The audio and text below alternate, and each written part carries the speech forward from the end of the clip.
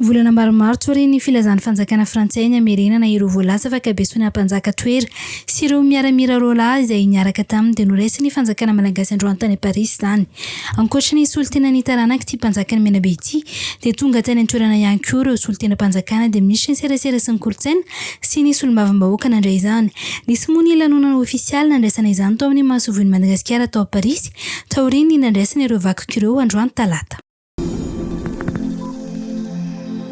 Noho ny fihiban'ny avon'ireo tohodrano mpamokatra herinaratra dia miamiena hatrany ny famokarana angovo. Noho izany dia tsy azo idivirana araka izany ny fahatapahan-jiro mifanjimby eto amin'ny tambazotra iraisan'Antananarivo hoy ny orinasa jirama. Niteraka resabe moa ny fisiny ny fandaharana navoaka ny jirama momba ny fahatapahan-jiro mifanjimby. Nilaza ny orinasa jirama fa manao ny ezaka rehetra tsy hisian'ny fahatapahan-jiro mifanjimby manoloana ny lalao manasadalana amin'ny fiadiana ny tompon-daka ny Afrika na ny Sianina izay hifanandrina ny Madagasikara sy Sudan.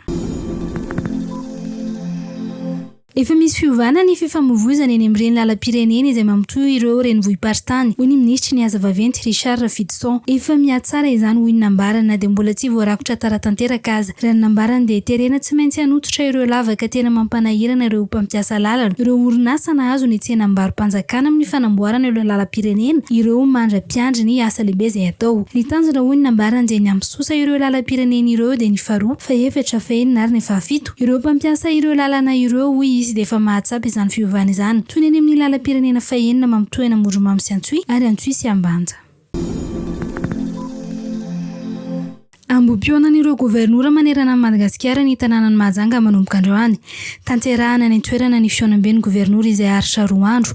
Gouvernoura 20 mianadahy ireo 13 no tonga ny toerana. Nodinina tamin'ity andro voalohany ity ireo paikady ifandrombona nafana manoana ny filohan'ny Rajoelina eo amin'ny fampandrosoana ny fotony ka andraisana anjara mavitrika eo amin'ny fampandrosoana firenena hoy ny gouvernoura ny faritra Boeny Mokhtar Salim Mandray. Nandritra ny herinandro ny TOE-KARENA izay notanterahana tany Yokohama Japana izay nifanindran-dalana tamin'ny fihaonamben'ny tikady andiany fasivy no nanambarana ny fitsanganana ny chambre de commerce Japon Madagasikara. Ampiroboroboana ny fifandraisana ara TOE-KARENA eo amin'ny firenena roa tonta no isan'ny tanjona voalohany amin'ny fijoroan'ity tranoben'ny varotra ity.